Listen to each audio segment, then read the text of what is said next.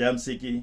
जब हम यीशु मसीह में शामिल हो जाते हैं, उसे पहन लेते हैं, तो उसके जलाल में हम शामिल हो जाते हैं और साथ ही साथ उसके साथ दुखों में भी शरीक हो जाते हैं।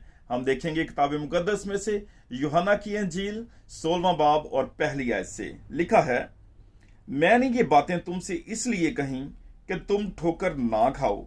लोग तुमको इबादत खानों से खारिज कर देंगे, बल्कि वो वक्त आता है कि जो कोई तुमको कत्ल करेगा वो गुमान करेगा कि मैं खुदा की खिदमत करता हूं। यीशु मसीह का कलाम सच्चा है, बरहक है।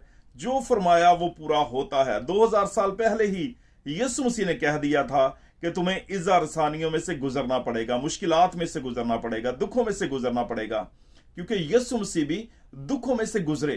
क्योंकि ना तो उन्होंने यीशु मसीह को जाना और ना ही खुदा बाप को वो जानते हैं, इसलिए वो गुमान करते हैं कि जो यीशु मसीह के हैं, जो सच्चाई पर चलते हैं, जो सच्चाई की राह दिखाते हैं, जो आसमान की बादशाहत की राह दिखाते हैं, उन्हें कत्ल किया जाए। क्योंकि सच्चाई को कबूल करने वाले थोड़े होंगे, वो बहुत कम होंगे। इसलिए यीशु मसीह ने क्या फरमाया है कि तुमको इबादत खानों से निकालेंगे, वो तुमको कत्ल करेंगे और गुमान करेंगे, ख्याल करेंगे कि हम ये अच्छा काम करते हैं, हम खुदा की खिदमत करते हैं। तो इसलिए यीशु मसीह ने पहले ही हमें आगाह कर दिया है और आज हम देखते हैं कि ऐसा होता है और लोग करते हैं। इसलिए घबराना नहीं, परेशान नहीं होना, इसके लिए एक बड़ा अजर है।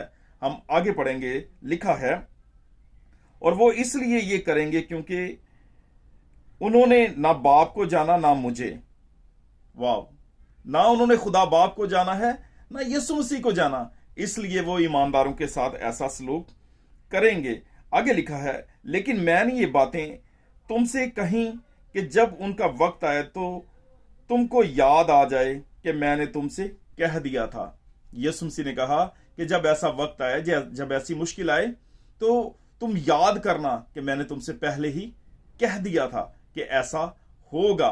और जो लोग यीशु मसीह के नाम में कायम रहते हैं, जो यीशु मसीह में कायम रहते हैं, जो खुदा बाप के ताबेदार रहते हैं, जान देने तक वफादार रहते हैं, उनके लिए बड़ा अजर है, उनके लिए बड़ी बरकत है। मुकाशफा की किताब 20वां बाब और 4थी आयत में आपके लिए पढ़ूंगा। यहां लिखा है, फिर मैंने तख्त देखे और लोग उन पर बैठ गए और अदालत उनके सुपुर्द की गई, और उनकी रूहों को भी देखा जिनके सर यीशु की गवाही देने और खुदा के कलाम के सबब से काटे गए थे, और जिन्होंने ना उस हैवान की प्रस्तिश की थी, ना उसके बुत की, ना उसकी छाप अपने माथे और हाथों पर ली थी।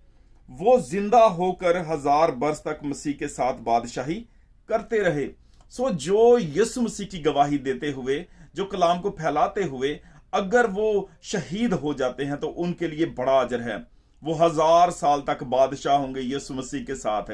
यीशु मसीह को जब मसलूब किया गया, कुर्बान किया गया, तो फिर जो उसके नाम पर अब गवाही देते हुए अगर यीशु मसीह के साथ वो इसी तरह से शहीद हो जाते हैं, तो फिर क्या है, वो भी यीशु मसीह के साथ होंगे। आगे लिखा है, पहली क़यामत यही है, मुबारक और मुकद्दस वो है जो पहली क़यामत में शरीक हो। ऐसों पर दूसरी मौत का इख्तियार नहीं, बल्कि वो खुदा और मसीह के काहिन होंगे और उसके साथ 1000 वर्ष तक बादशाही करेंगे। सो यीशु मसीह के साथ 1000 वर्ष तक फिर बादशाहत है। ये जिंदगी तो थोड़े दिनों की है, 60 साल 70 साल कुव्वत हो तो 80 साल मरना तो है ही। अगर मसीह की गवाही देते हुए, अगर यीशु मसीह का कलाम फैलाते हुए हम इस तरह की हालत से गुजर जाते हैं, तो फिर हमारे लिए बड़ा इनाम भी है, क्योंकि जान देने तक भी वफादार है तो मैं तुझे जिंदगी का ताज दूंगा। इसलिए मसीह के ताबे रहना है, जिस तरह यीशु मसीह खुदा बाप के ताबे रहा और खुदा बाप की मर्जी को पूरा किया, और वो मेरे और आपके लिए कुर्बान हो गया और हमें निजात बख्श दी, हमेशा की जिंदगी के दरवाजे हमारे लिए खोल दिए। आमीन। खुदावंद आप सबको बरकत